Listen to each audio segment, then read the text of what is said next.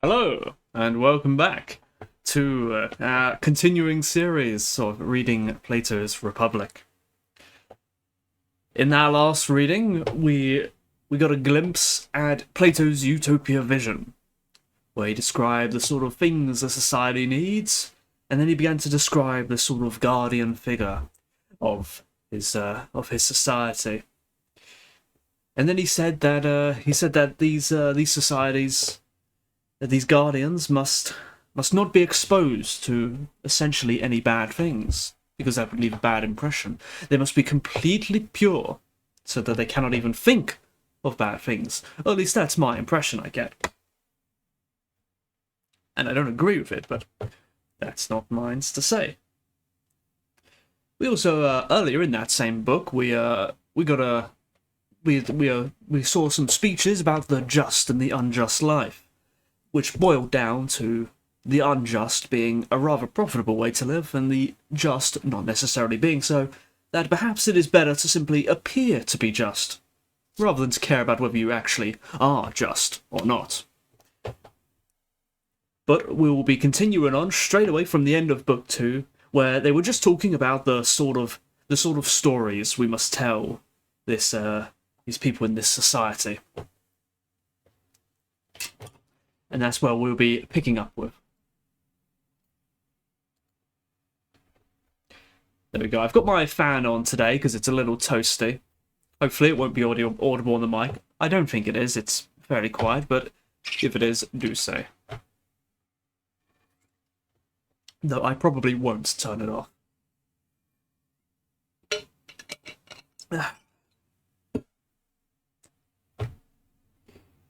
Alright, this one here is a tad longer than the previous one. I think it's about 30 pages long. Whereas the previous one was about 25. So let's hope our voice keeps up. Also, I do hope I won't be sneezing a lot. I haven't turned the fan on all year, so it's all covered in dust, and now that dust is being blasted around the room. Hopefully that doesn't make me sneeze a bunch. But let's just get into the book.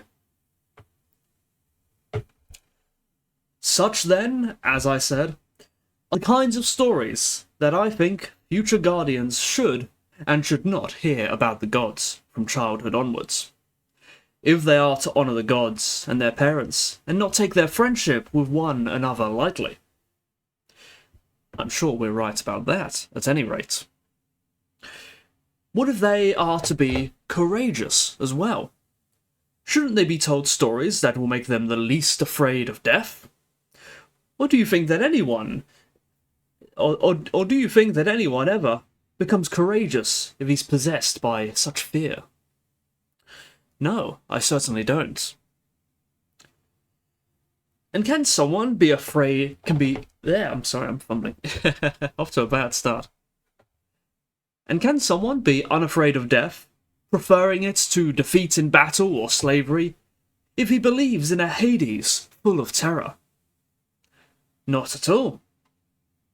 Then we must supervise such stories and those who'll tell them, and ask them not to disparage the life in Hades in this unconditional way, but rather to praise it, since they now say neither is true nor beneficial to future warriors. We must. One moment, I'm going to move my book to a different location, so I'm not looking downwards to see it, but instead looking head on. I think that will be better. Up. Whoop. On the top of the table it goes. That'll probably be a little bit better. Then we'll expunge with all that sort of disparagements, beginning with the following lines. I would rather labour on earth in service to another, to a man who is landless with little to live on, than to be king over all the dead. That is from the Odyssey. Speaking as Odysseus, speaking to Achilles in Hades. And also these. He feared that his home should appear to gods and men, dreadful, dank, and even hated by the gods. That is Hades speaking. And Alas, there survives in the hall of Hades a soul, a mere phantasm, with its wits completely gone. Also Achilles. And this. And he alone could think. The others are flitting shadows. That is Kirke. And the soul, leaving his limbs, made its way to Hades, lamenting its fate, leaving manhood and youth behind. That is, somewhere from the Iliad. And these? His soul went below the earth, like smoke, screeching as it went, referring to the soul of Patroclus. And finally, as when bats in an awful cave fly around screeching if one of them falls from the cluster on the ceiling, all clinging to one another, so their souls went screeching. These are the souls of the suitors of Penelope, Odysseus' wife, as Odysseus killed them.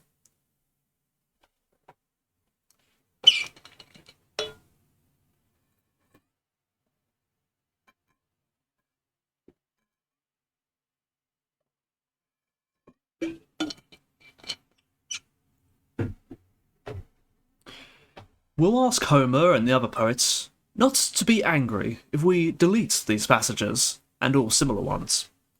It isn't that they aren't poetic and pleasing to the majority of hearers, but that the more poetic they are, the less they should be heard by children, or by men, who are supposed to be free and to fear slavery more than death.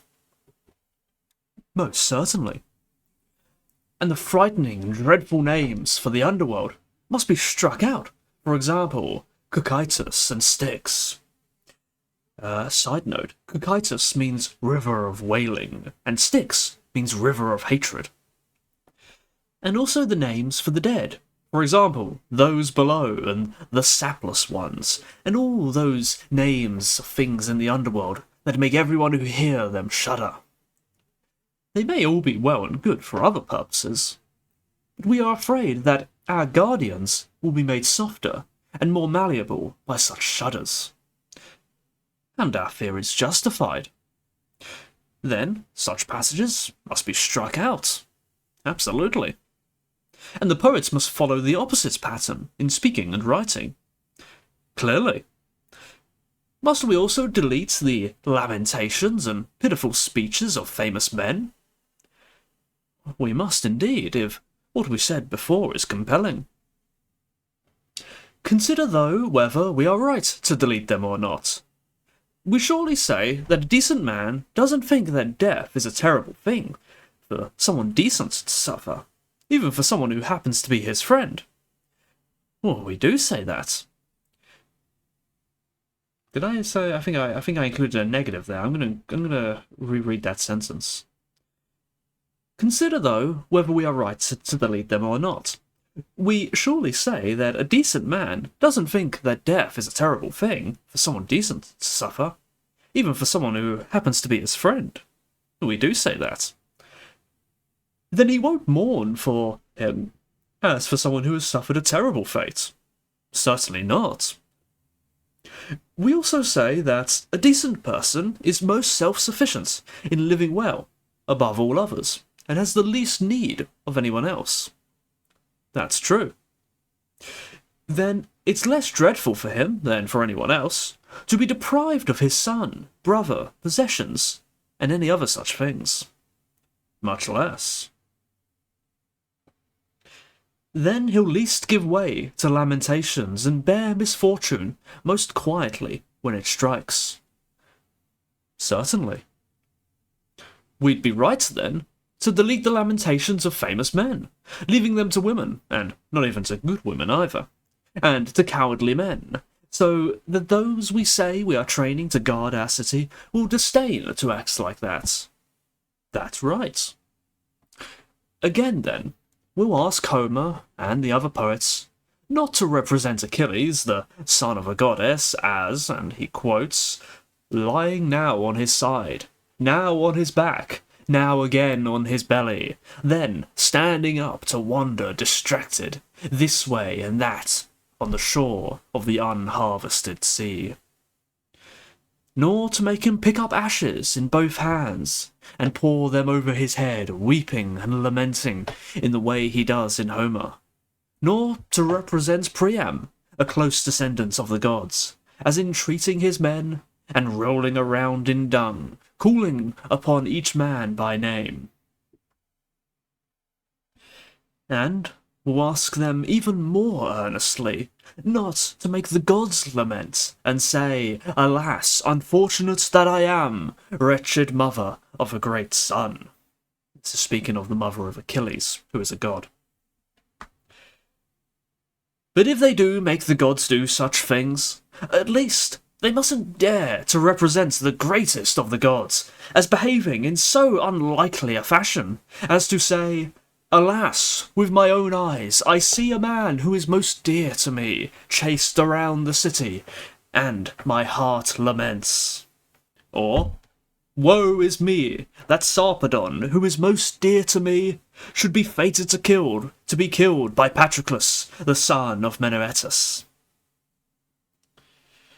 Speaking of that time when Achilles was pursuing Hector around the city. If our young people, Adamantus, listen to these stories without ridiculing them as not worth hearing, it's hardly likely that they'll consider the things described in them to be unworthy of mere human beings like themselves, or that they'll rebuke themselves for doing and saying similar things when misfortune strikes. Instead, they'll feel neither shame nor restraint, but groan and lament at even insignificant misfortunes.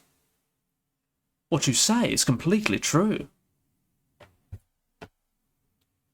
Then, as the argument has demonstrated, and we must remain persuaded by it until someone shows us a better one, they mustn't behave like that. No, they mustn't. Moreover, they mustn't be lovers of laughter either, for when anyone indulges in violent laughter, a violent change of mood is likely to follow. So I believe. Then if someone represents worthwhile people as overcome by laughter, we won't approve, and will approve even less if they represent gods that way. Much less. Then we won't approve of Homer saying things like this about the gods. An unquenchable laughter arose among the blessed gods as they saw Hephaestus limping through the hall. According to your arguments, such things must be rejected.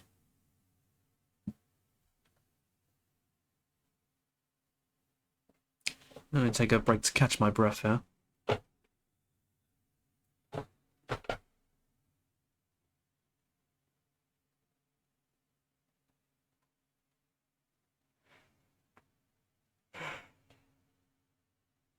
I hope I'll be able to make it through this one.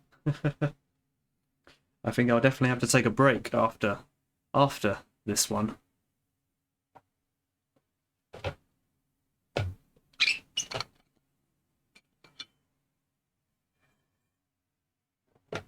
You mean those of Plato or those of Homer?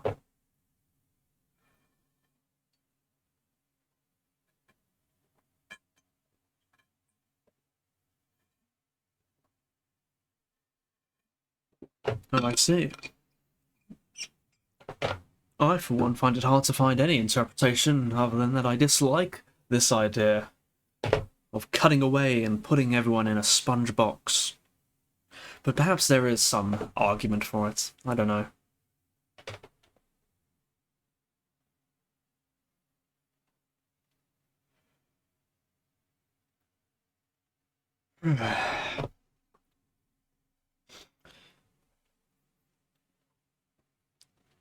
Perhaps it is tongue-in-cheek, and then as we go through the book, perhaps they'll expand upon it being maybe not such a good idea. Who knows? According to your arguments, such things must be rejected. if you want to call it mine, but they must be rejected in any case. Moreover, we have to be concerned about truth as well. For if what we said just now is correct, and falsehood, though of no use to the gods, is useful to people as a form of a drug, clearly we must allow only doctors to use it, not private citizens. Clearly. Then if it is appropriate for anyone to use falsehoods for the good of the city, because of the actions of either enemies or citizens, it is the rulers, but everyone else must keep away from them, because for a private citizen, to lie to a ruler is just as bad as a mistake as for a sick person or athlete not to tell the truth to his doctor, or a trainer about his physical condition, or for a sailor not to tell the captain the facts about his own condition, or that of the ship and the rest of the crew. Indeed, it is a worse mistake than either of these.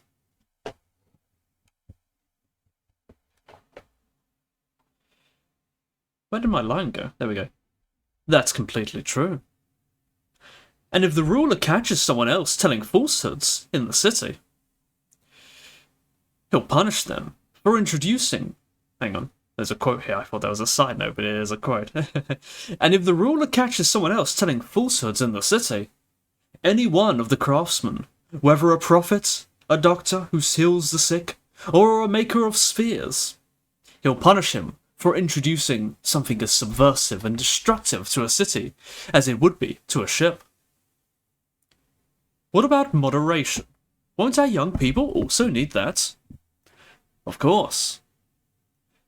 And aren't these the most important aspects of moderation for the majority of people? Namely, to obey the rulers, and to rule the pleasures of drink, sex, and food for themselves. Well, that's my opinion, at any rate. Then we'll say that the words of Homer's Diomedes are well put. Sit down in silence, my friend, and be persuaded by me. And so is what follows. The Achaeans, breathing eagerness for battle, marched in silence, fearing their commanders. And all other such things. Those are well put. But what about this? Wine bibber, with the eyes of a dog and the heart of a deer. This is talking about Diomedes rebuking the squire. And the rest of it is it, or any other headstrong words, spoken in prose or poetry by private citizens against their rulers, well put? No, they aren't.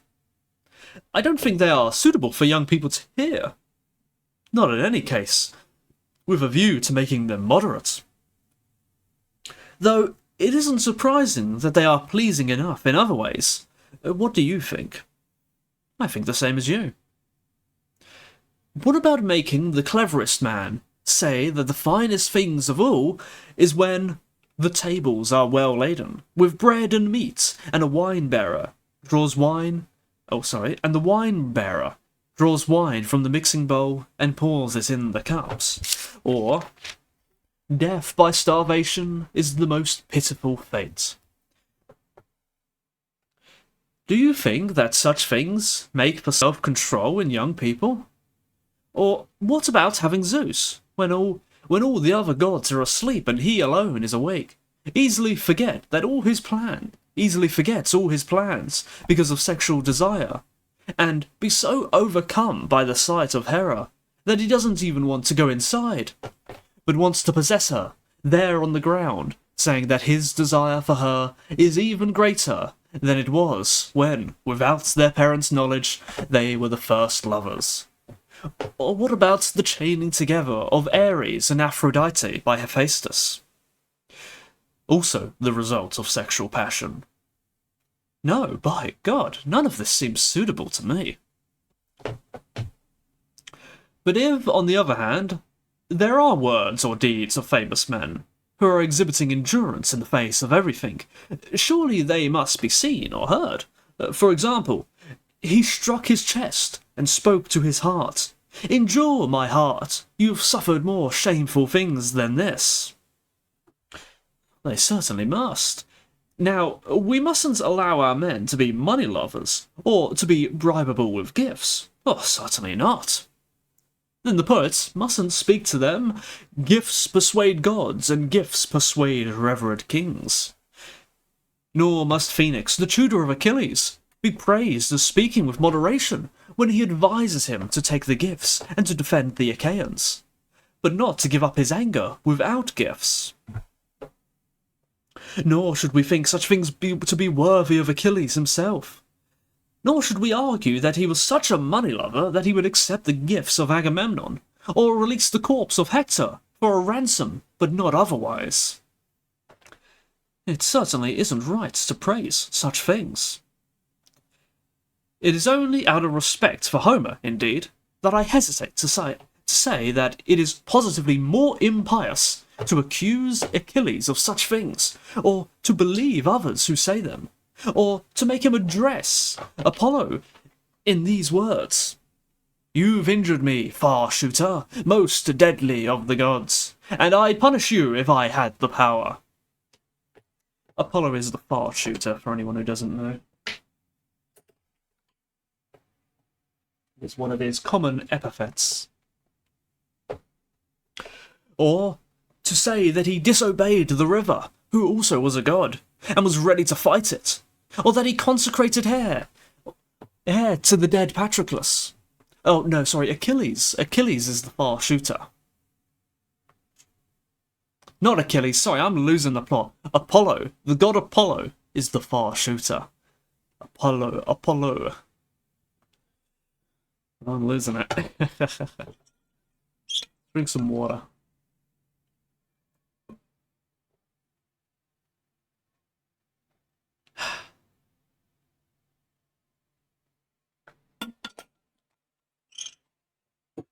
Halfway through the water already.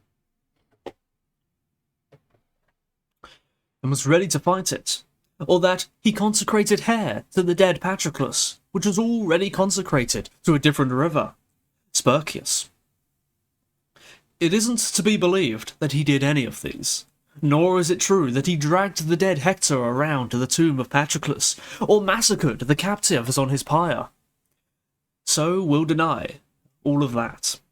Nor will we allow our people to believe that Achilles, who was the son of a goddess and of Peleus, the most moderate of men and the grandson of Zeus, and who was brought up by the most wise Chiron, who was so full of inner turmoil as to have two diseases in his soul: slavishness, accompanied by the love of money, on the one hand, and arrogance towards gods and humans on the other.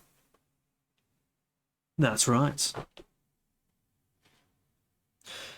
We certainly won't believe such things, nor will we allow it to be said that Theseus, the son of Poseidon and Periphas, the son of Zeus, engaged in terrible kidnappings. Who are they talking about here? Talking about Helen and Persephone, I believe. Or that any other hero, and the son of a god, dared to do any of the terrible and impious deeds that they are now falsely said to have done, will compel the poets either to deny that these heroes did such things, or else deny that they were the children of the gods.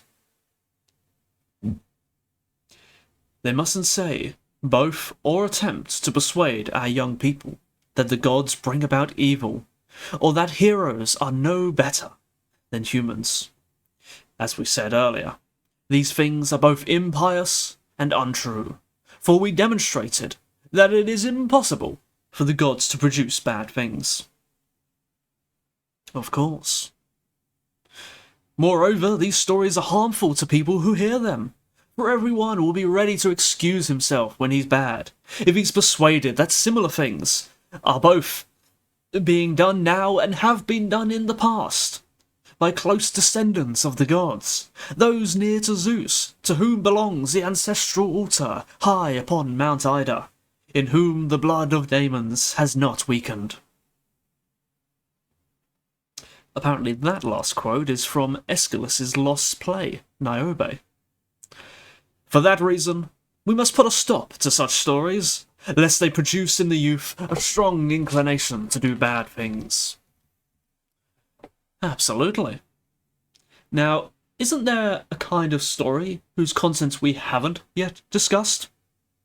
So far, we've said about how one should speak about gods, heroes, daemons, and things in Hades. We have. Then, what's left is how to deal with stories about human beings, isn't it? Oh, obviously. But we can't settle that matter at present. Why not? Because I think we'll say that what poets and prose writers tell us about the most important matters concerning human beings is bad. They say that many unjust people are happy, and many just ones are wretched. That injustice is profitable if it escapes detection, and that justice is another's good, but one's own loss. I think that we'll prohibit these stories, and order the poets to compose the opposite kind of poetry, and tell the opposite kind of tales. Well, don't you think so? Oh, I know so. But if you agree that what I said is correct, couldn't I reply that you've agreed to the very point that is in question in our whole discussion? You'd be right to make that reply. Then we agree about what stories should be told about human beings only when we've discovered what sort of thing justice is, and how, by nature, it profits the one who has it, whether he is believed to be just or not. That's very true. This concludes our discussion of the content of stories, then. We should now, I think, investigate their style, for we'll then have fully investigated both what should be said and how it should be said. I don't understand what you mean, Adamantis responded. But you must, I said. Maybe you'll understand it better if I put it this way. Isn't everything said by poets and storytellers a narrative about the past, present, or future events? Oh, what else could it be? And aren't these narratives either narrative alone, or narrative through imitation, or both? I need a clearer understanding of that as well. I seem to be a ridiculously unclear teacher. So, like those who are incompetent at speaking, I won't try to deal with the matter as a whole, but I'll take it apart and use it as an example to make plain what I want to say. Tell me, you know the beginning of the Iliad, where the poet tells us that Chryses begs Agamemnon to release his daughter, that Agamemnon harshly rejects him, and that, having failed, Chryses prays to the god against the Achaeans? I do. You know that up to the lines, and he begged all the Achaeans, but especially the two sons of Atreus, the commanders of the army. Ah, hello, Polybius. Fear not, you have not missed much. They were saying more or less the same things they said earlier, about what sort of stories shouldn't be told. And they are now speaking about not the content of these stories, but the style of these stories. And I assume the way they should and shouldn't be written. I'm not sure where they're going with it.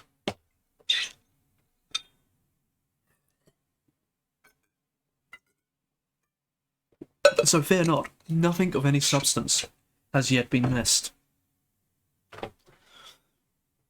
The poet himself is speaking and doesn't attempt to get us to think that the speaker is someone other than himself.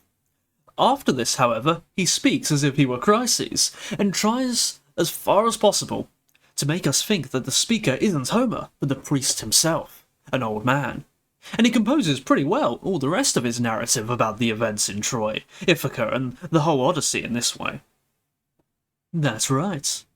Now, the speeches he makes, and the parts between them, are both narrative, of course. But when he makes a speech as if he were someone else, won't we say that he makes his own style as much like that of the indicated speaker as possible? We certainly will. I think it's them critiquing their culture's virtues in comparison to their stories. It could be, I can see that. That could be indeed what is going on. I'm going to move that over. No. My book is blocking the book. There we go. Where was I? Indicated speaker, like oneself. Seems like that. Certainly. In these passages, then, it seems that he, and the other poets, affect their narrative through imitation. That's right. If the poet never hid himself, the whole of his poem would be narrative without imitation. There's some irony here because Socrates is not saying these things. Plato is saying these things through imitation of Socrates. Rather ironic. If the poet never hid himself, the whole of his poem would be narrative without imitation. In order to prevent you from saying again that you don't understand, I'll show you what this would be like. If Homer said that Chryses came up with a ransom for his daughter to supplicate the Achaeans, especially the kings, and after that didn't speak as if he had become Chryses, but still was Homer, there would be no imitation, but rather simple narrative. It would have gone something like this. I'll speak without meter, since I'm no poet.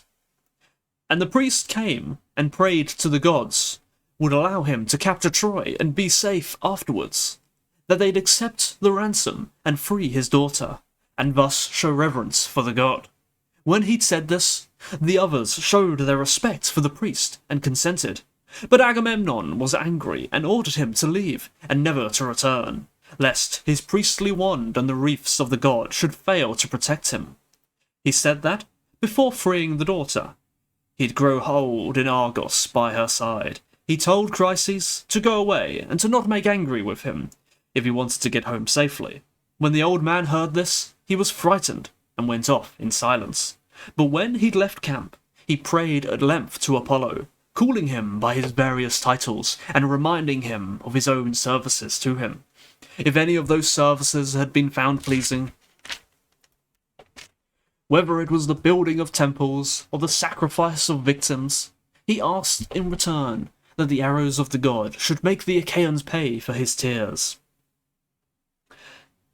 That is the way we get simple narrative without imitation. Ah, I understand.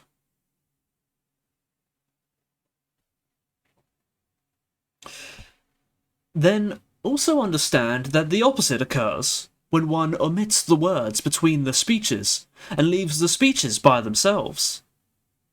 I understand that too. Tragedies are like that. That's absolutely right. Now, I think that I can make clear to you what I couldn't before. One kind of poetry and storytelling employs only imitation, that is, tragedy and comedy, as you say. Another kind employs only narration by the poet himself. You find this most of all in dithyrambs.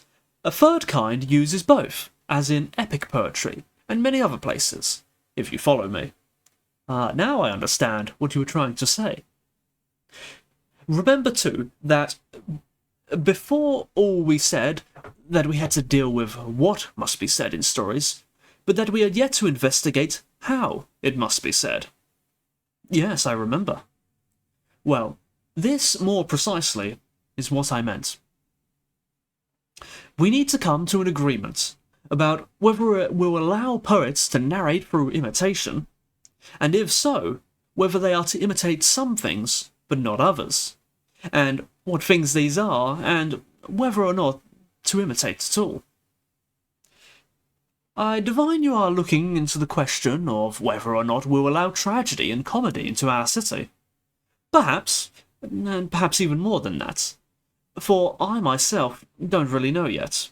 But whatever direction the argument blows us, that's where we must go. That's fine by me. Then consider this, Adamantus. Whether our guardians should be imitators or not. Or does this also follow from our previous earlier statements, that each individual do a fine job of one occupation, and not of many, and that if he tried the latter and dabbled in many things, he'd surely fail to achieve distinction in any of them? He would indeed. Then doesn't the same argument also hold for imitation? A single individual can't imitate many things, as well as he can imitate one. No, he can't. then he'll hardly be able to pursue any worthwhile way of life while all the same imitating many things and being an imitator. Even in the case of two kinds of imitation that are thought to be closely akin, such as tragedy and comedy, the same people aren't able to do both of them well. Did you just not say that they were both imitations? I did, and you're quite right that the same people can't do both. Nor can they be both rhapsodes and actors. True. Indeed, not even the same actors are used for tragedy and comedy. Yet, all these are imitations, aren't they? They are. And human nature, Adamantus, seems to me to be minted in even smaller coins than these, so that it can neither imitate many things well, nor do the actions themselves, of which these imitations are likenesses. That's absolutely true. Then, if we're to preserve our first argument, that our guardians must be kept away from all other crafts, so as to be the craftsmen of the city's freedom, it must be exclusively that, and do nothing at all except what contributes to it. They must neither do nor imitate anything else. If they do imitate, they must imitate from childhood what is appropriate to them, namely, people who are courageous, self-controlled, pious, and free, and their actions. They mustn't be clever at doing or imitating slavish or shameful actions, lest from enjoying the imitation. They must come to enjoy the reality. Or haven't you noticed that imitations practiced from youth become part of nature and settle into the habits of gesture, voice, and thought? I have indeed. Then we won't allow these for whom we profess to care, and who must grow into good men, to imitate either a young woman or an older one, or one abusing her husband, or quarrelling with the gods, or bragging because she thinks herself happy, or one suffering misfortune and possessed by sorrows and lamentations, and even less one who is ill, in love, or in labour. That's right. Nor must they imitate either male or female slaves doing slavish things. No, they mustn't. Nor bad men, it seems, who are cowards, and are doing the opposite of what we described earlier, namely libeling, ridiculing others, using shameful language while drunk or sober, or wronging themselves and others, whether in word or deed, in the various other ways that are typical of such people. They mustn't become accustomed to making themselves like madmen in either word or deed, for though they must know about mad and vicious men and women, they must neither do nor imitate anything they do. That's absolutely true. Should they imitate metal workers or other craftsmen? Or those who row in triremes, or their timekeepers, or anything else connected with ships? How could they, since they aren't to concern themselves with any of those occupations? And what about this? Will they imitate neighing horses and bellowing bulls, or roaring rivers, the crashing sea, thunder, and anything of that sort? Oh, they're forbidden to be mad, or to imitate mad people. If I understand what you mean, there is one kind of style and narrative that someone who is really a gentleman would use whenever he wanted to narrate something, and another kind, unlike this one, which is opposite by nature, and education would favour, in which he would narrate. I suspect they're not using the word gentleman there. I suspect there was an older Greek word they were probably using there, though I'm not sure what it was. Perhaps something close to sort of erete or something. I don't know. But now I think they're talking about education, perhaps. Which styles of that are those? Well, I think that when a moderate man comes upon the words or actions of a good man in his narrative, he'll be willing to report them as if he were that man himself, and he won't be ashamed of that kind of imitation. He'll imitate this good man most when he's acting in a faultless and intelligent manner, but he'll do so less, with more reluctance, when the good man is upset by disease, sexual passion, drunkenness, or some other misfortune. When he comes upon a character unworthy of himself, he'll be unwilling to make himself seriously resemble that inferior character, except perhaps for a brief period in which he's doing something good. Rather, he'll be ashamed to do something like that, both because he's unpracticed in the imitation of such people, and because he can't stand to shape and mould himself according to a worse pattern. He despises this in his mind, unless it's just done in a play. That seems likely.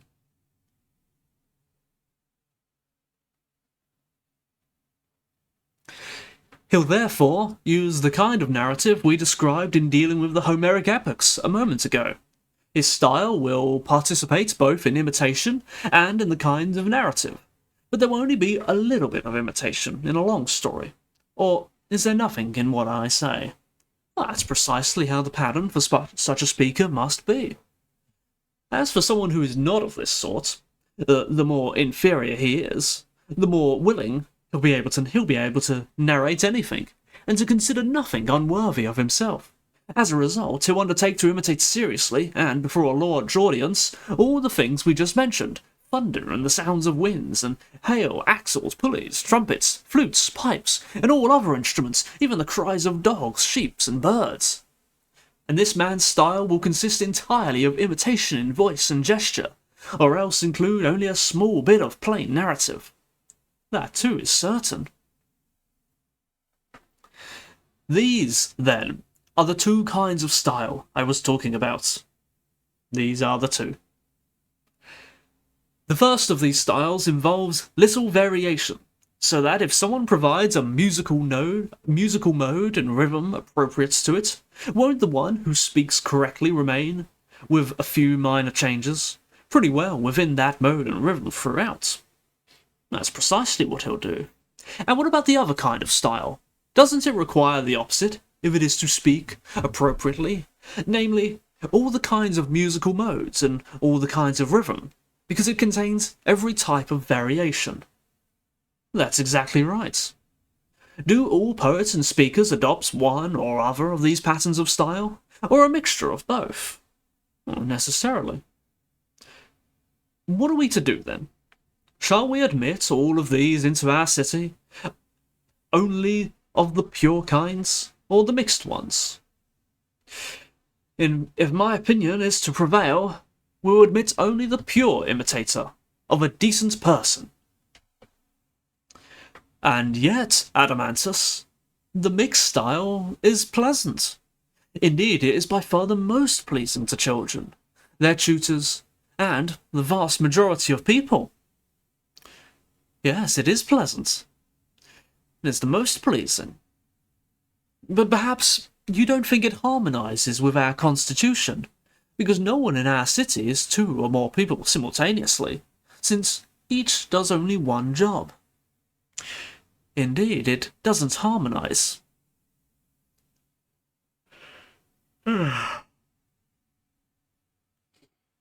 And isn't it because of this that it's only in our city that we'll find a cobbler who is a cobbler, and not also a captain along with his cobbling, and a farmer who is a farmer, and not also a juror along with his farming, and a soldier who is a soldier, and not a money-maker in addition to his soldiering, and so with them all.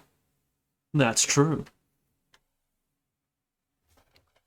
It seems then that if a man who is clever, who is, through clever training, can become anything and imitate anything, should arrive in our city wanting to give a performance of his poems, should we bow down before him as someone holy, wonderful, and pleasing? But should we tell him that there is no one like him in our city, and that it isn't lawful for there to be? We should pour myrrh on his head, crown him with wreaths, and send him away to another city. But for our own good, we ourselves should employ a more austere and less pleasure-giving poet and storyteller, one who would imitate the speech of a decent person, and who would tell his stories in accordance with the patterns we laid down when we first undertook the education of ourselves, of our soldiers. That is certainly what we'd do if it were up to us. It is likely, then, that we have now completed our discussion of the part of music and poetry that concerns speech and stories, for we've spoken both what is to be said and of how it is to be said. I agree. Doesn't it remain, then, to discuss lyrical odes and songs? Clearly. And couldn't anyone discover what we would say about them, given that it has to be in tune about what we've already said? Glaucon laughed and said, I'm afraid, Socrates, that I'm not to be included under anyone, for I don't have a good enough idea at the moment of what we're to say. Of course, I have my suspicions. Nonetheless, I said, you know that in the first place, a song consists of three elements: words, harmonic mode, and rhythm. Yes, I do know that. As far as words are concerned, they are no different in songs than they are when they are not set to music, so they mustn't conform in the same way to the patterns we've established just now. Or mustn't they? They must. Further, the mode and rhythm must fit the words, of course, and we said that we no longer need dirges and lamentations among our words. We did. What are the lamenting modes, then? You tell me, since you're musical. The Mixolydian, the Syntonolydian, and some others of that sort. Aren't they to be excluded, then? They're useless, even to decent women, let alone to men. Certainly. Drunkenness, softness, and idleness are also most inappropriate for our guardians. How could they not be? What then are the soft modes suitable for drinking parties? The Ionian, and those Lydian modes that are said to be relaxed. Could you ever use these to make people warriors? Never. And now all you have left is the Dorian and the Phrygian modes. I don't know all the musical modes. Just leave me the mode that would suitably imitate the tone and rhythm of a courageous person, who is active in battle and doing other violent deeds, or who is falling and facing wounds, death, and other such misfortune, and who, in all these circumstances, is fighting off his fate steadily and with self-control. Leave me also another mode, that of someone engaged in a peaceful, unforced, voluntary action, persuading someone or asking a favour of a god, in prayer, or of a human being, through teaching and exhortation. Or, on the other hand, of someone submitting to the supplications of another, who is teaching him, and trying to get him to change his mind, and who, in all these circumstances, is acting with moderation and self-control, not with arrogance, but with understanding, and is content with the outcome. Leave me, then, those two modes, which will best imitate the violent or voluntary tones of voice of those who are moderate and courageous, whether in good fortune or in bad. The modes you're asking for are the very ones I mentioned. Well then, we have no need for polyharmonic and multi-stringed instruments to accompany our odes and songs. It doesn't seem so to me, at least. Then we won't need the craftsmen who make triangular lutes, harps, and other such multi-stringed and polyharmonic instruments. Apparently not. What about flute makers and flute players? Will you allow them into the city? Or isn't the flute the most many-stringed of all? And aren't panharmonic instruments all imitations of it? I'm not sure Plato knows what a flute is, but we'll forgive him. He is clearly not of the musical type. Clearly. The lyre and the kithara are left, then, as useful in the city, while in the country there'd be some sort of pipe for the shepherds to play. This is what our argument shows, at least. Each fibre in the reed. Perhaps he's talking about that. Perhaps indeed.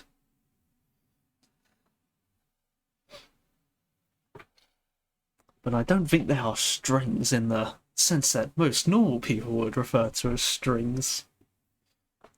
Although then again, he said the lyre and the kithra. What's he on about? Will you isn't the flute the most? Oh, never mind. I misunderstood the question. I thought they said we're gonna keep out stringed instruments, and he said the flute is gonna go. Never mind. Never mind. I was the dumbass here. Although, I mean, a flute doesn't have strings. Oh, never mind. Never mind. Never mind. They were talking about modes of music such as Dorian and Phrygian and all sorts of things that have no reference to the modern day. Well, anyway, where was we? Well, we certainly aren't doing anything new in preferring Apollo and his instruments to Marsyas and his.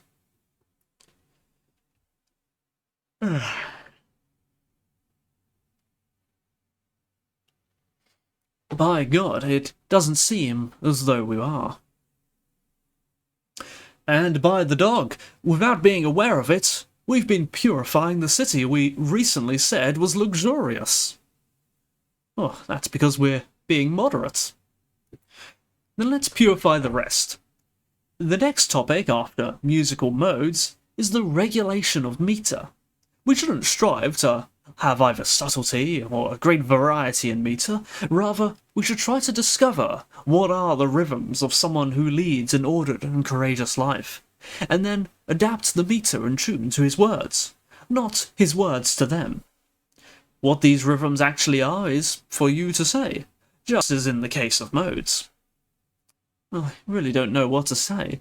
I can tell you from observation that there are 3 kinds of metrical feet, out of which the others are constructed, just as there are 4 in the case of modes, but I can't tell you which sort imitates which sort of life. Well, then we'll consult with Damon as to which metrical feet are suited to slavishness, insolence, madness, and other vices, and which are suited to their opposites. I think I've heard him talking about an Anopelian, which is a composite metrical phrase, although I'm not clear on this, and also about dactylic and heroic meter, which he arranged. I don't know how to be equal up and down in the interchange of long and short. I think he called one foot an iambus and another a trochee, assigning a long and short to both of them. In the case of some of these, I think he approved or disapproved of the tempo of the foot as much as the rhythm itself, or of some combination of the two. I can't tell you which, but as I said, we'll leave these things to Damon, since to mark off the different kinds would require a long argument. Or do you think we should try it? No, I certainly don't. But you can't discern, can't you? But you can discern, can't you, that grace and gracelessness follow good and bad rhythm respectively? Of course. Further, if, as we just said now, rhythm and mode must conform to the words and not vice versa, then good rhythm must follow fine words, and is similar to them, while bad rhythm follows the opposite kind of words, and the same for harmony and disharmony. To be sure, these things must conform to the words. What about the style and content of the words themselves? Don't they conform to the character of the speaker's soul? Of course. And the rest conforms to words. Yes. Then fine words, harmony, grace, and rhythm, follow simplicity of character. And I do not mean this in the sense in which we use simplicity as a euphemism for simple-mindedness, but I mean the sort of fine and good character that has developed in accordance with an intelligence plan. That's what I mean by simplicity. Well, that's absolutely certain. And must not our young people everywhere aim at these, if they are to do their own work? They must indeed. Now, surely painting is full of these qualities, as are all crafts similar to it. Weaving is full of them, and so are embroidery, architecture, and the crafts that produce all other furnishings. Our bodily nature is full of them, as are the natures of all growing things. For in all of these there is grace and gracelessness. And gracelessness, bad rhythm, and disharmony are akin to bad words and bad character, while their opposites are akin to and are imitations of the opposite, a moderate and good character. Absolutely. Is it then only poets we have to supervise, compelling them to make an image of a good character in their poems? Or else not to compose them among us? Or are we also to give orders to other craftsmen, forbidding them to represent, whether in pictures, buildings, or other works, a character that is vicious, unrestrained, slavish, and graceless? Are we to allow someone who cannot follow these instructions to work among us, so that our guardians will be brought up on images of evil, and as if in a meadow of bad grass, where they crop and graze in many different places, every day, until little by little they unwittingly accumulate a large evil in their souls? Or must we rather seek out craftsmen who are by nature able to pursue what is fine and graceful in their work, and so that our young people will live in a healthy place and be benefited on all sides, so that something of those fine works will strike our eyes and ears like a breeze that brings health from a good place, leading them unwittingly from childhood on to resemblance, friendship, and harmony with the beauty of reason.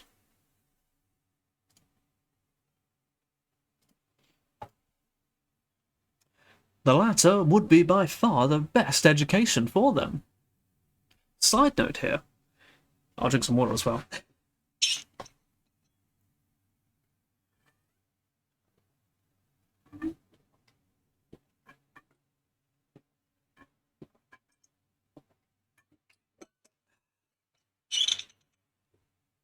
Side note. I had a very similar idea to this myself a few years ago. Since we, I'll digress from the book for a moment to tell you this story. Imagine you are living in a commie block, in Soviet Russia. It's all grey, the sky is grey, the plants are all dead for some reason, and you work in a factory or something. Or no, let's say you work in an office and you're doing paperwork or something very boring. Wouldn't that be a miserable life? You wake up, you leave your house, it's all grey and concrete and miserable. You're in this concrete jungle. You go to your office and you do paperwork all day long and it's miserable. And then you go home and your whole life is like that. And you eat very plain looking food.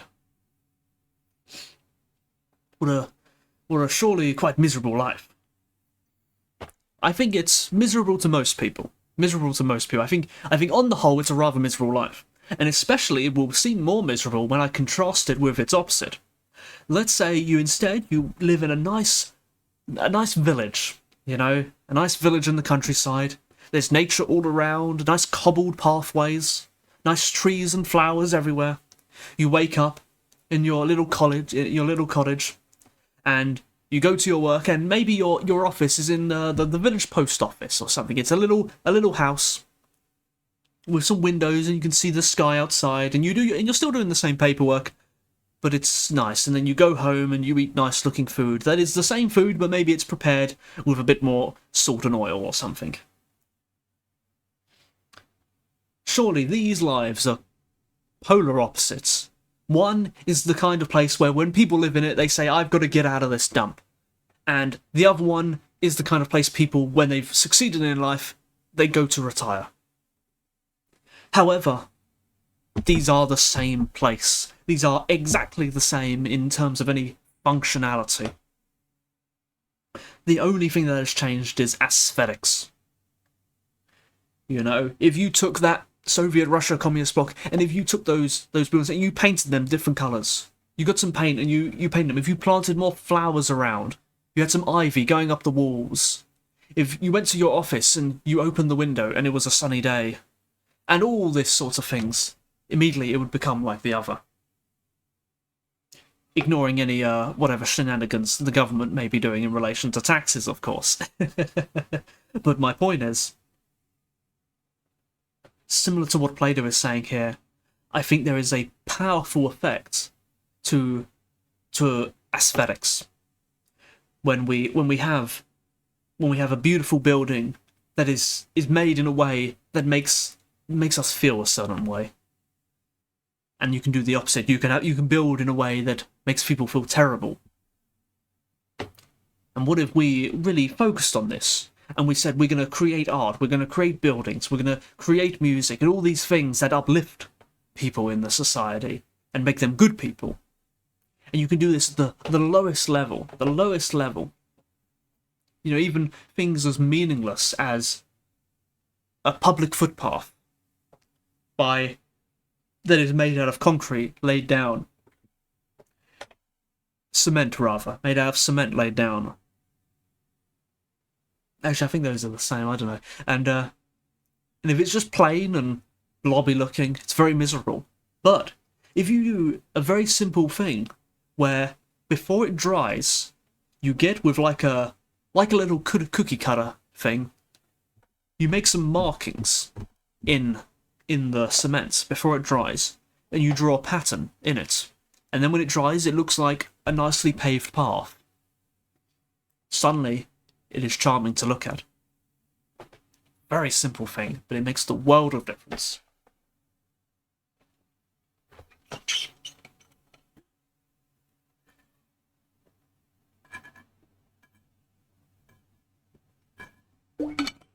I noticed with the commie blocks, if you give them slanted roofs, a sort of traditional triangular shaped roof that most buildings have, if you give them that, they stop looking like commie blocks and they instead just look like a big house and become far more welcoming. Of course, it's a bit more expensive, I'm sure, but it makes the world of difference.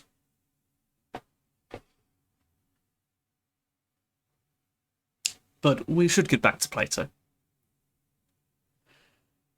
Aren't these the reasons, Glaucon, that education in music and poetry is the most important? First, because rhythm and harmony permeates the inner part of the soul more than anything else, affecting it most strongly and bringing it grace, so that if someone is properly educated in music and poetry, it makes him graceful, but if not, then the opposite. Second, because anyone who has been properly educated in music and poetry will sense it acutely when something has been omitted from a thing, and when it hasn't been finely crafted or finely made by nature. And since he has the right distastes, he'll praise fine things and be pleased by them, receive them into his soul, and, being nurtured by them, become fine and good.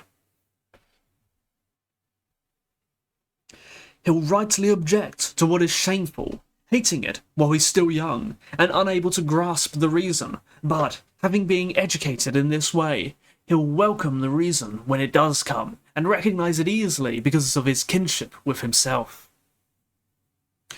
Yes, I agree that these are the reasons to provide education in music and poetry.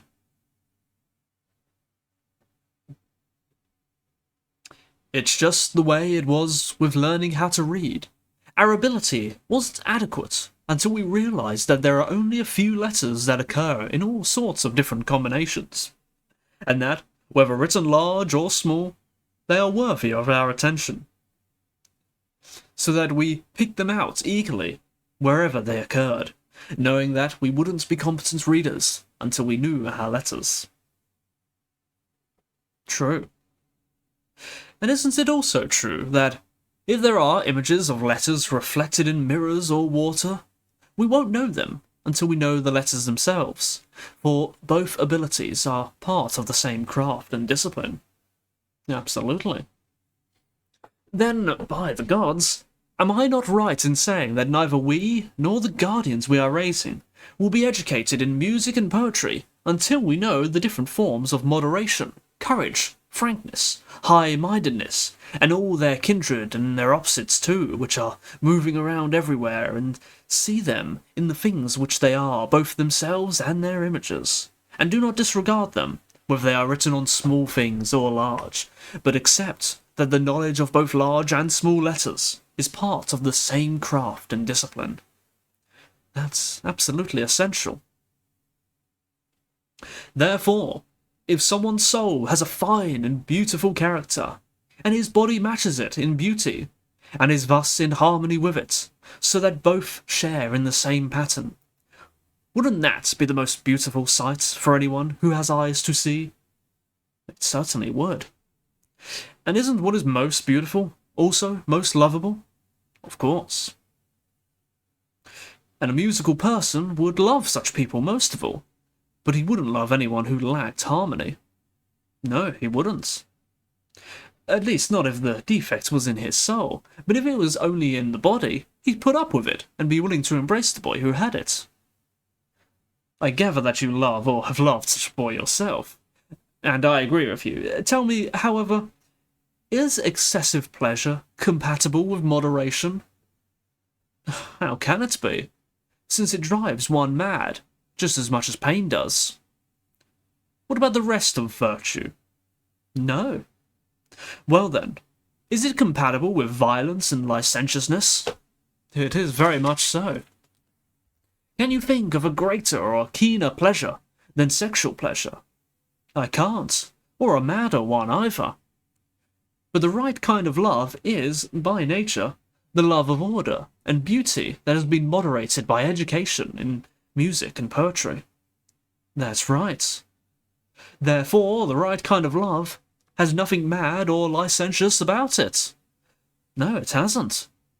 Then sexual pleasure mustn't come into it, and the lover and the boy he loves must have no shame in it, if they are to be loved, and be loved in the right way.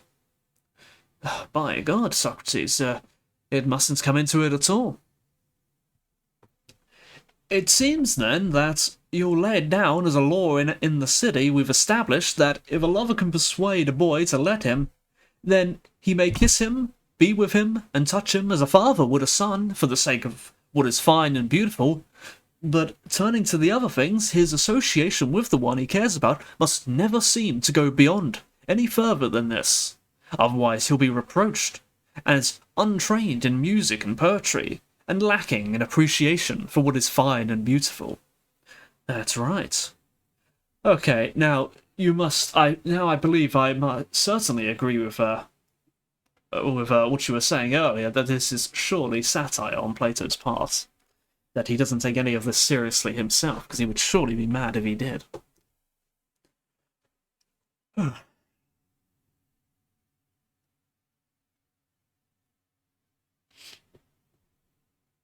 Doesn't it seem to you that we've now completed our account of education in music and poetry? Anyway, it has ended where it ought to end, for it ought to end in the love of the fine and beautiful. I agree. After music and poetry, our young people must be given physical training. Of course. And I'll drink some water before we get into that. And also catch my breath.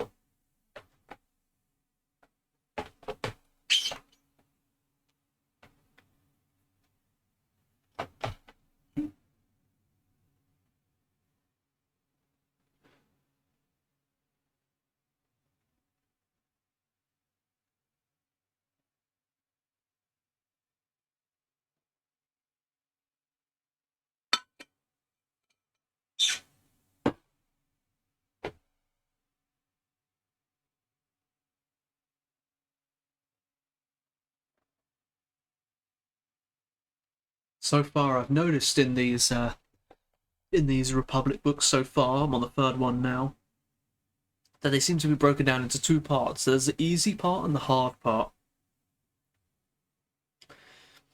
There'll be the part that is seems to be a long speech, which has no real is a bit fluffy, and then they'll have a second part, which is much more of a give and take. I wonder if this second part here will be that.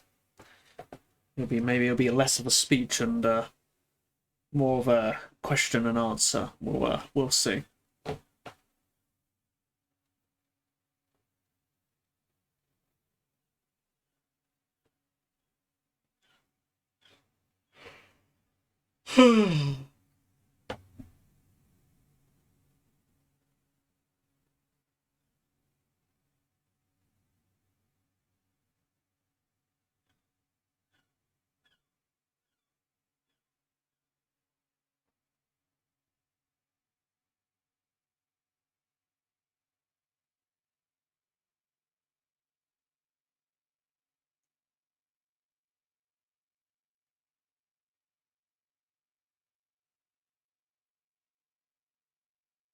All right.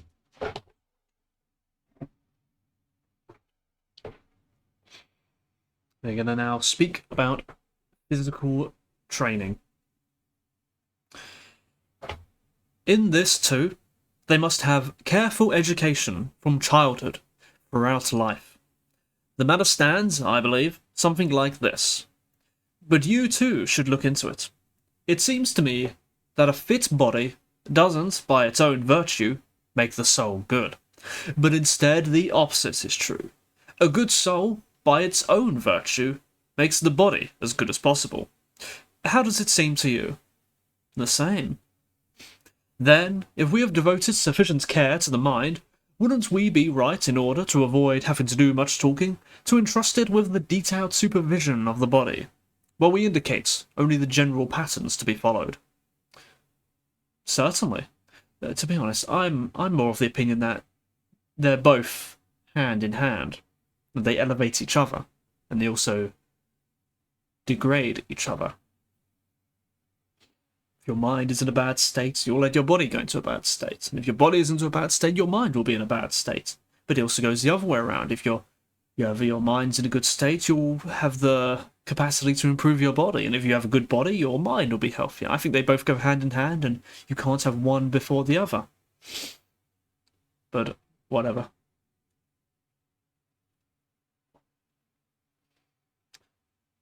We said that our prospective guardians must avoid drunkenness, for it is less appropriate for a guardian to be drunk and not know where on earth he is, than for anyone else.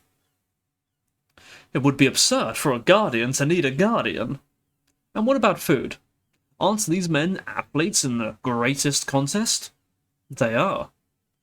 Then, would the regimen currently prescribed for athletes in training be suitable for them? Well, perhaps it would. Yet it seems to result in sluggishness, and to be of doubtful value of health. Or haven't you noticed that these athletes sleep their lives away, and that if they deviate even a little from their orderly regimen, they become seriously and violently ill? I have noticed this.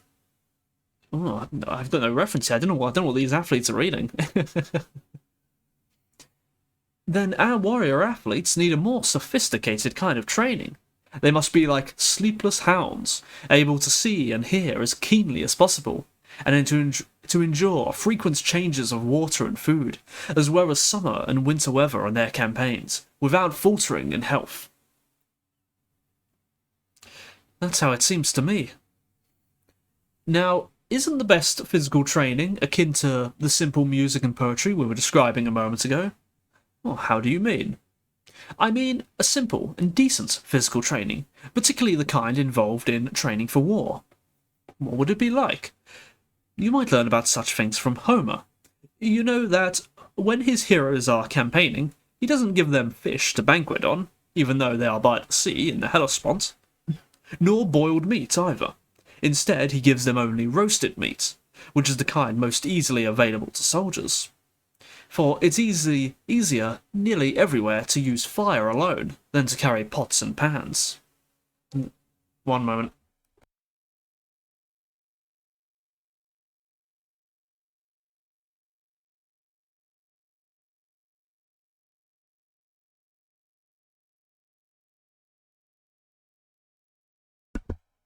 So I was getting distracted by someone talking in the house.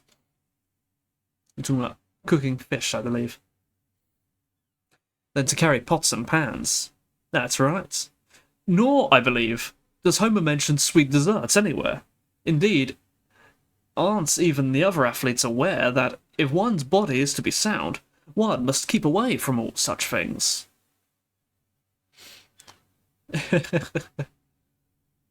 Indeed. Roast some meat with the bros on the Hellespont.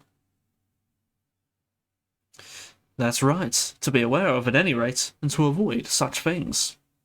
If you think that, then it seems, don't you approve of Syracusan cuisine, or of Sicilian-style dishes? I do not. Then you also object to Corinthian girlfriends, for men who are to be in good physical condition. Absolutely. And what about the reputed delights of Attic pastries? I certainly object to those also. I believe we'd be right to compare this diet and this entire lifestyle to the kind of lyric odes and songs that are composed in all sorts of modes and rhythms. Certainly. Just as embellishment in the one gives rise to licentiousness, doesn't it give rise to illness in the other? But simplicity in music and poetry makes for moderation in the soul, and in physical training it makes for bodily health. That's absolutely true. And as licentiousness and disease breed in the city, aren't many law courts and hospitals opened? And don't medicine and law give themselves solemn airs when even large numbers of free men take them very seriously? How could it be otherwise? Yet could you find a greater sign of bad and shameful education in a city than that the need for skilled doctors and lawyers is felt not only by inferior people and craftsmen, but by those who claim to have been brought up in a manner of free men? Don't you think it shameful, and a great sign of vulgarity, to be forced to make use of a justice imposed by others as masters and judges, because you are unable to deal with the situation yourself? Well, yes, I think that's the most shameful thing of all. Yet, isn't it even more shameful when someone not only spends a good part of his life in court defending himself or prosecuting someone else, but through inexperience of what is fine, is persuaded to take pride in being clever and doing injustice, and then exploiting every loophole and trick to escape conviction? And for all the sake of little worthless things, and because he's ignorant of how much better and finer it is to arrange one's own life, so as to have no need of finding a sleepy or inattentive judge. This case is even more shameful than the other. And doesn't it seem shameful to you to need medical help, not for wounds or because of some seasonal illness, but because through idleness and the lifestyle we've described, one is full of gas and phlegm like a stagnant swamp? So the sophisticated Asclepiad doctors are forced to come up with names like flatulence and catarrh to describe one's illness. It does, and those certainly are strange new names for diseases. Indeed. I don't suppose they even existed in the time of Asclepius himself. I take it as a proof of this that his sons at Troy didn't criticize either the women who treated Eurypylus when he was wounded, or Patroclus, who prescribed the treatment, which consisted of Pramnian wine with barley meal and grated cheese sprinkled on it, though such treatment is now thought to cause inflammation. Yes, it's a strange drink to give to someone in that condition. Not if you recall that they say that the kind of modern medicine that plays nursemaid to the disease wasn't used by the Asclepiads before Herodicus. He was a physical trainer who became ill, so he mixed physical training with medicine, and wore himself out first, and then many others as well. But how did he do it? By making dying a lengthy process. Always tending his mortal illness, he was, nonetheless, it seems, unable to cure it. So he lived out his life under medical treatment, with no leisure for anything else whatsoever. If he departed even a little while from his accustomed regime, he became completely worn out. But because his skill made dying difficult, he lived into old age. That's a fine prize for his skill. One that's appropriate for someone who didn't know that it wasn't because he was ignorant or inexperienced that Asclepius failed to teach this type of medicine to his sons, but because he knew that everyone in a well-regulated city has his own work to do, and that no one has the leisure to be ill and under treatment all his life. It's absurd that we recognize this to be true of craftsmen, while failing to recognize that it's equally true of those who are wealthy and supposedly happy. How's that?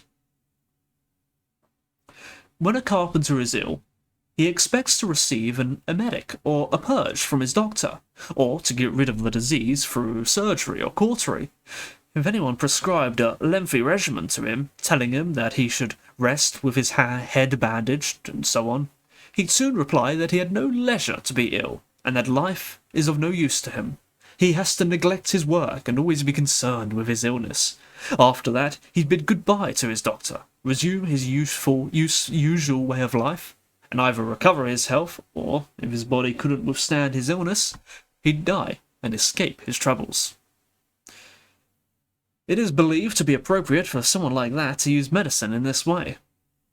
Is that because his life is of no profit to him if he doesn't do his work? Obviously. But the rich person, we say, has no work that would make his life unlivable if he couldn't do it. Well, that's what the people say, at least. That's because you haven't heard the saying of Phoclides, that once you have the means of life, you must practice virtue. I think he must also practice virtue before that. We won't quarrel with I'm going to pronounce this name correctly, Phoclides, about this. But let's try to find out whether the rich person must indeed practice virtue, and whether his life is not worth living if he doesn't, or whether tending an illness, while it is an obstacle to applying oneself to carpentry and the other crafts, is no obstacle whatever to taking Phoclides' advice. But excessive care of the body over and above physical training is pretty well the biggest obstacle of all. It's troublesome in managing a household, in military service, and even in sedentary public office.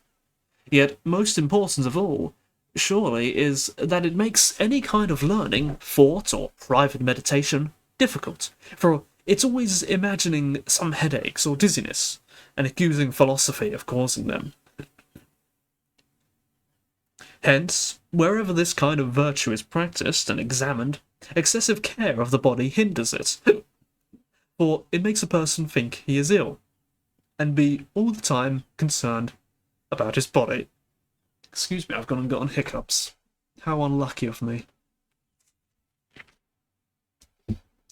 It probably does. Therefore, won't we say that Asclepius knew this, and that he taught medicine for those whose bodies are healthy in their natures and habits, but have some specific disease? His medicine is for these people with habits. He cured them of their disease with drugs or surgery, and then ordered them to live their usual life, so as to not harm their city's affairs. But for those whose bodies were riddled with disease, he didn't attempt to prescribe a regime, drawing off a little here and pouring in a little there, in order to make their life a prolonged misery and enable them to produce offspring, in all probability like themselves. He didn't think that he should treat someone who couldn't live a normal life, since such a person would be of no profit either to himself or to the city. The Asclepius you're talking about was quite a statesman. Clearly. And don't you see that because he was a statesman, his sons turned out to be good men at Troy, practicing medicine, as I say they did? Don't you remember that they sucked out the blood and applied gentle potions to the wound Pandarus inflicted on Menelaus, but without prescribing what he should eat or drink after that, any more than they did for Eurypylus? They considered their drugs to be sufficient to cure men who were healthy and living an orderly life, before being wounded, even if they happened to drink wine mixed with barley and cheese right after receiving their wounds. But they didn't consider the lives of those who were by nature sick and licentious to be profitable either to themselves or to anyone else. Medicine isn't intended for such people, and they shouldn't be treated, not even if they're richer than Midas. Or Midas. The sons of Asclepius you're talking about were indeed very sophisticated. Appropriately so, but Pindar and the tragedians don't agree with us. They say that Asclepius was the son of Apollo, that he was bribed with gold to heal a rich man, who was already dying, and that he was killed by lightning for doing so. But in view of what we said before, we won't believe this. We'll say that if Asclepius was the son of a god, he was not a money grubber, and that if he was a money grubber, he was not the son of a god. That's right. But what do you say about the following, Socrates? Don't we need to have good doctors in our city? And the best will surely be those who have handled the greatest number of sick and of healthy people. In the same way, the best judges will be those who have associated people with people whose natures are of every kind. I agree that the doctors and judges must be good, but Do you know the kind I consider to be so? If you tell me, I'll try. But you ask about things that aren't alike in the same question. In what way? The cleverest doctors are those who, in addition to learning their craft, have had contact with the greatest number of very sick bodies from childhood, have themselves experienced every illness, and aren't very healthy by nature, for they don't treat bodies with their bodies, I suppose. If they did, we wouldn't allow their bodies to be or become bad, rather they treat the body with their souls. And it isn't possible for the soul to treat anything well, if it is, or has been bad itself. That's right. As for the judge, he does rule over other souls with his own soul, and it isn't possible for a soul to be nurtured among vicious souls from childhood, to associate with them, to indulge in every kind of injustice, and come through it able to judge other people's injustice from its own case, as it can diseases of the body. Rather, if it is to be fine and good, and a sound judge of just things, it must itself remain pure, and have no experience of bad character while it's young. That's the reason, indeed, that decent people appear simple and easily deceived by unjust ones when they are young. It's because they have no models in themselves of the evil experiences of the vicious to guide their judgments. That's certainly so. Side note, I also disagree with this. I think a good judge would perhaps be someone who has had a bad history themselves, but has so thoroughly overcome it that he understands the criminal mind on a higher level and is able to judge it better than someone who is merely empathizing with what other people think and feel. But I imagine there's a PR issue with that. You wouldn't want a criminal judge.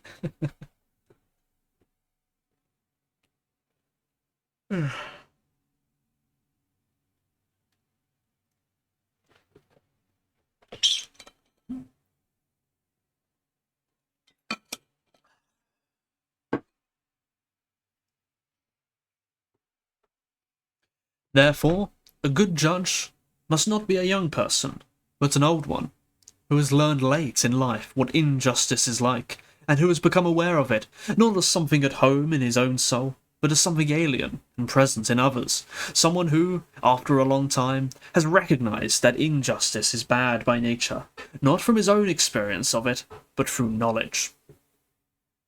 Such a judge would be the most noble of all. And he'd be good, too. Which was what you asked, for someone who has a good soul is good.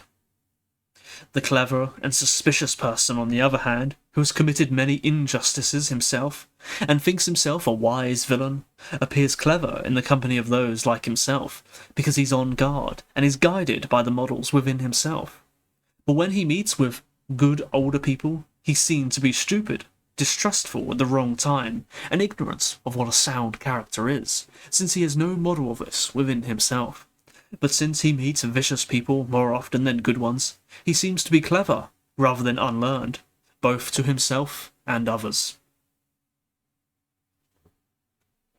Is it not possible to have both qualities? No, I don't know. That's completely true.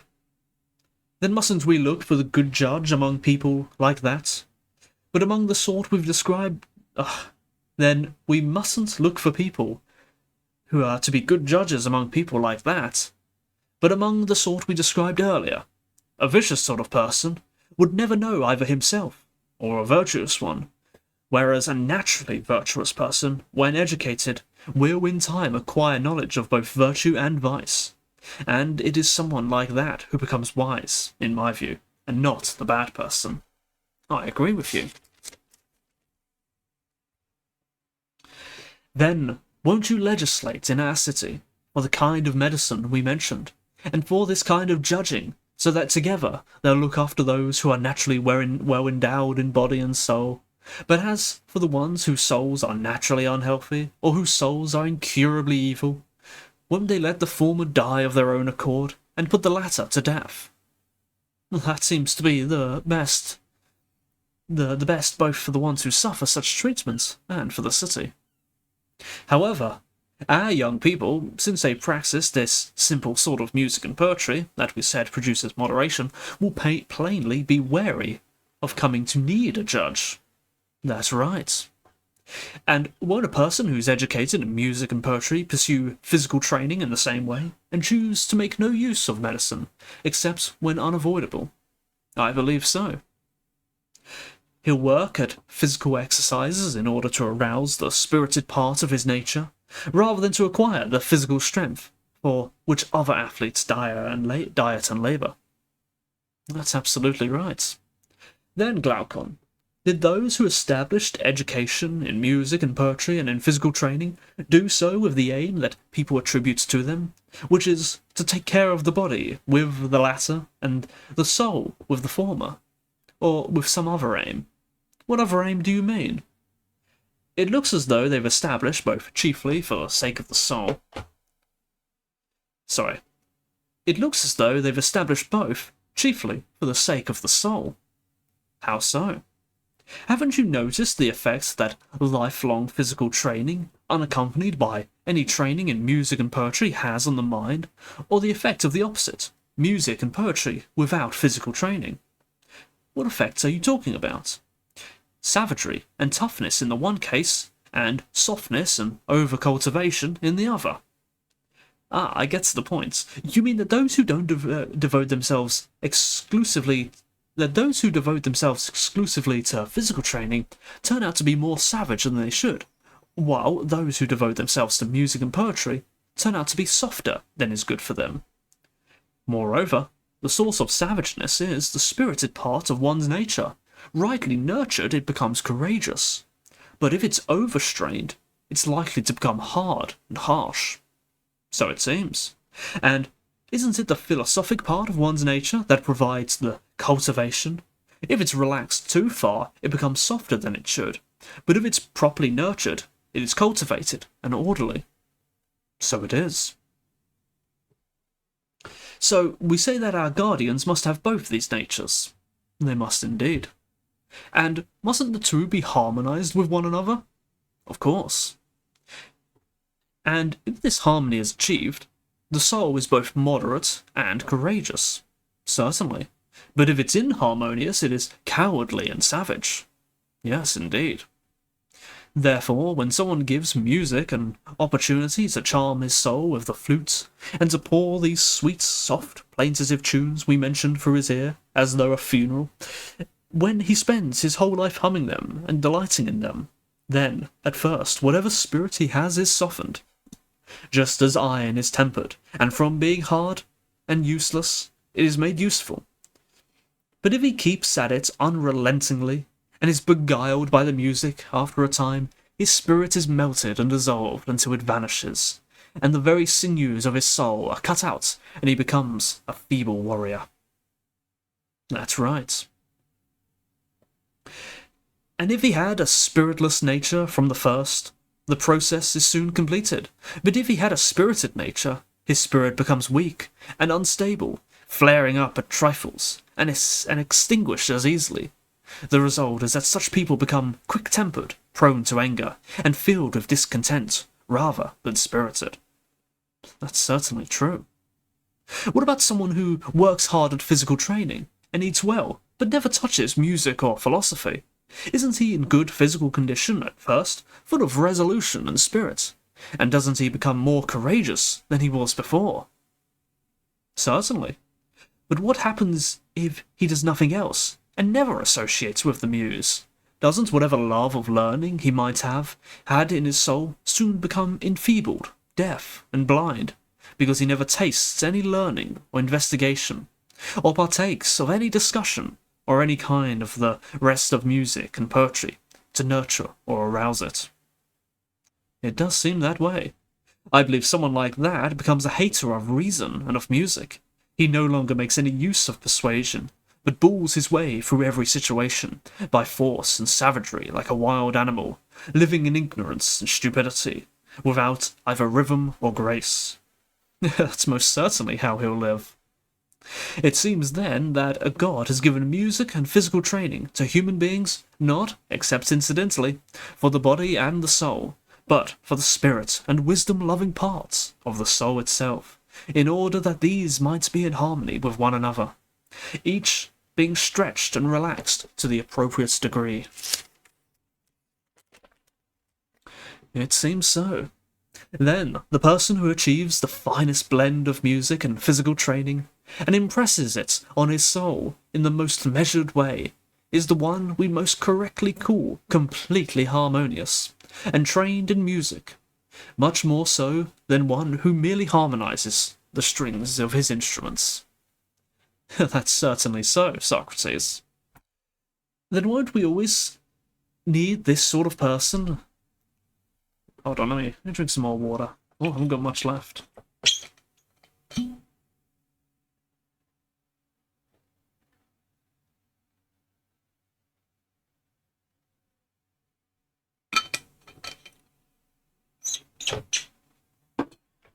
Oh, alright, all out of water.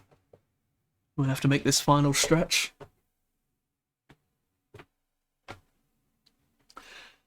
Then, won't we always need this sort of person as an overseer in our city, Glaucon, if indeed its constitution is to be preserved? It seems that we'll need someone like that most of all. These, then, are the patterns for education and upbringing. Should we enumerate the dances of these people? Or their hunts, chases with hounds, athletic contests and horse races? Surely they're no longer hard to discover, since it's pretty clear that they must follow the patterns we've already established. Perhaps so. Alright, then what's the next thing we have to determine? Isn't it which of these same people will rule, and which will be ruled?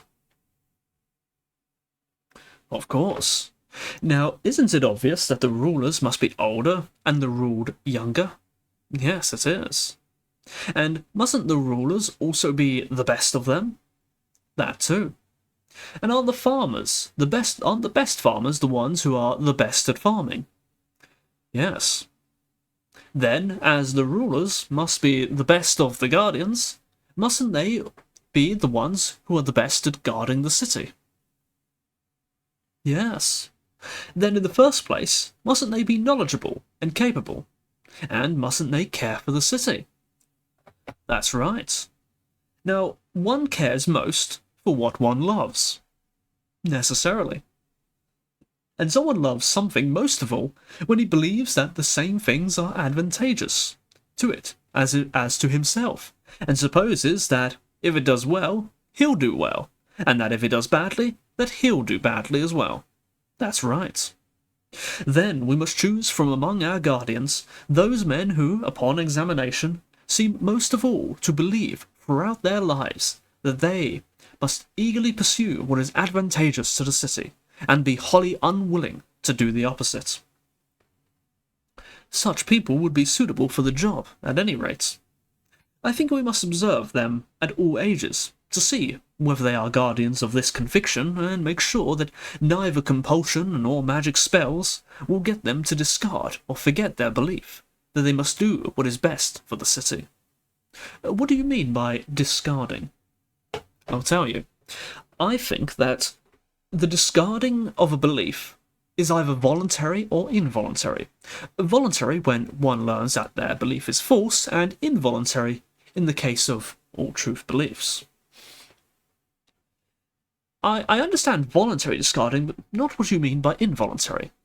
What's this? Don't you know that people are voluntarily deprived of bad things, but involuntarily deprived of good ones? And isn't being deceived about the truth a bad thing, while possessing the truth is good? Or don't you think that to believe the things that are to possess the truth... or don't you think that to believe the things that are is to possess the truth? That's right. And I do think that people are involuntarily deprived of true opinions. But can't they also be deprived by theft, magic spells, and compulsion? Now I don't understand again. I'm afraid I must be talking like a tragic poet. The victims of theft, I mean those who are persuaded to change their mind, or those who forget, because time in the latter case and argument in the former takes away their opinions without realizing it. Do you understand now? Yes. By the compelled, I mean those whom pain or suffering causes to change their mind. I understand that, and you're right. The victims of magic, I think you'd agree, are those who change their mind because they are under a spell of pleasure or fear. It seems to me that everything that deceives does so by casting a spell. Then, as I've said just now, we must find out who are the best guardians of their conviction. They must always do what they believe to be the best for the city. We must keep them under observation from childhood, and set them tasks that are most likely to make them forget such a conviction or be deceived out of it. And we must select whoever keeps on remembering it and isn't easily deceived, and reject the others. Do you agree? Yes. And we must subject them to labours, pains, and contests in which we can watch for these traits. That's right. Then we must also set up a competition for the third way in which people are deprived of their convictions, namely magic. Like those who lead cults into noise and tumult to see if they're afraid, we must expose our young people to fears and pleasures, testing them more thoroughly than gold is tested by fire. If someone is hard to put under a spell, is apparently great. If someone is hard to put under a spell, is apparently gracious in everything, is a good guardian of himself and the music and poetry he has learned, and if he always shows himself to be rhythmical and harmonious, then he is the best person both for himself and for the city. And anyone who is tested in this way as a child, youth, and adult, and always comes out of it untainted, is to be made a ruler as well as a guardian. He is to be honoured in life and to receive, after his death, the most prized tombs and memorials. But anyone who fails to prove himself in this way is to be rejected. It seems to me, Glaucon, that rulers and guardians must be selected and appointed in some such way as this, though we've provided only a general pattern and not the exact details. It seems to me that they must be selected in this sort of way. Then isn't it most truly correct to call these people complete guardians, since they will guard against external enemies and internal friends, so that the one who will lack the power and the other desire to harm the city? Sorry, let me read that again. We're getting on the final stretch here. So that the one who will lack the power and the other the desire to harm the city, the young people we've hitherto called guardians will now call auxiliaries and supporters of the guardians' convictions. I see we're renaming our guardians that we were talking about before to auxiliaries, and we're now calling the ruler of those people the guardians. I agree. How then could we devise one of those useful falsehoods we were talking about a while ago?